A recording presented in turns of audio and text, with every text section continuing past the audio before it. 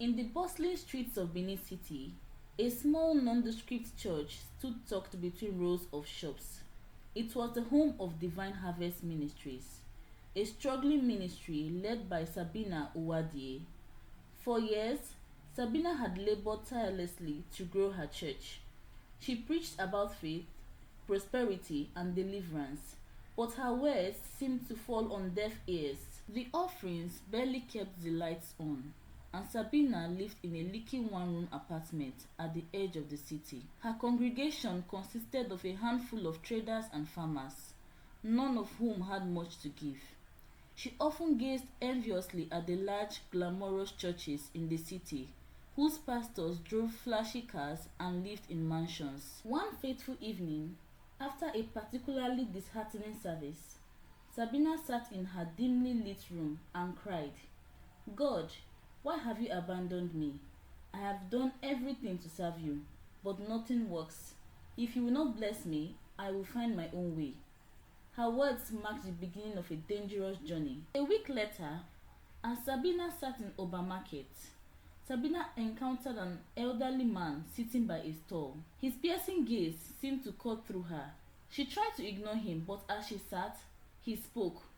"You want power, don't you?" he said, his voice low and raspy. Startled, Sabina turned to him. "What did you say?" "You've prayed and fasted, but nothing has worked. You want people to fear and respect you. You want wealth. Meet me at the river Ovia at midnight." Sabina hesitated, fear and curiosity warring within her. But desperation pushed her to the river that night. The old man was waiting for her, holding a glowing object. "Kneel," he commanded. Sabina obeyed as he chanted in an ancient tongue. The river began to bubble. A soft air light rose from the water, and a voice echoed, "Do you pledge your soul for power and wealth?" "I do," Sabina whispered. The voice continued, "You will return to this river every night to renew your strength. In exchange, the world will bow before you." When Sabina left the river that night, she was no longer the same woman. Sabina rebranded herself as Mama Sabina, the leader of Tabernacle of Wonders. Her once humble church transformed into a grand cathedral, adorned with gold and marble. On her first Sunday service, after her transformation, she stepped onto the stage in a dazzling white robe, embroidered with gold. Her voice carried an authority that left everyone in awe. "God has visited me," she declared.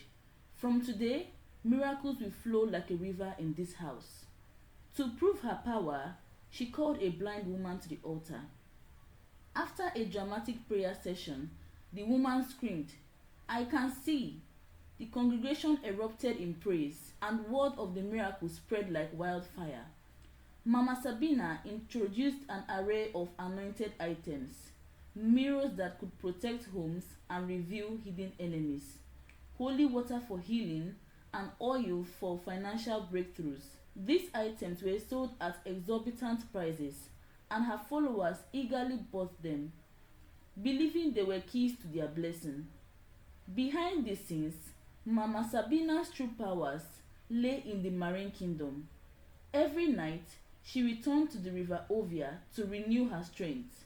There, the spirits instructed her on how to manipulate her congregation and warned her never to miss a visit. James and Ada Omoriyi first heard about Mama Sabina through a neighbor. "Her church is like no other," the neighbor said. "If you want your problems solved, you must go there." At the time, James, a school teacher, and Ada, a struggling tailor, were desperate for change. Their youngest child, Tochi, had been sick for months, and their finances were in shambles. One Sunday, they decided to attend Tabernacle of Wonders. From the moment they entered the grand auditorium, they were captivated. The choir sang heavenly songs, and the air was thick with anticipation. During the service, Mama Sabina called them out. "You two at the back," she said, pointing at them. "The Lord has shown me your struggles. Your child is sick and your finances are under attack. Am I right?" Ada clutched James' arm in shock. "Yes, Mama. It is true. Mama Sabina smiled. Buy my anointed mirror and place it in your home. It will bring light to the darkness in your life. Eager for a breakthrough, James and Ada purchased the mirror and several bottles of holy water. At first, things seemed to improve. Ada's shop attracted more customers and James received a small raise at work. Ada began telling her friends about the church. Mama Sabina is truly a woman of God, she said. You need to come and experience it yourself. But within weeks, strange things began to happen in their home. Femi, their eldest child, started waking up at night, saying he heard whispers. They are speaking in a strange language, he told Ada. Tochi's health took a turn for the worse, and Ada began having nightmares of a woman with glowing eyes watching her. Even James started feeling uneasy, as though someone was constantly watching him. One afternoon, Ada accidentally knocked over the anointed mirror. It shattered on the floor, and behind the broken glass, she found strange symbols.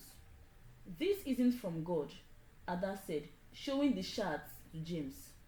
James took the pieces to his childhood friend, Pastor Obinna. After praying over them, Pastor Obinna revealed the truth. This mirror is not holy. It is connected to dark powers.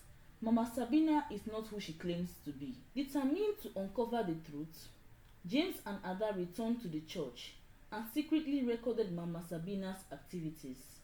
They also gathered testimonies from the other members who had experienced similar strange occurrences. One Sunday, during a packed service, James and Ada stood up after Mama Sabina's sermon.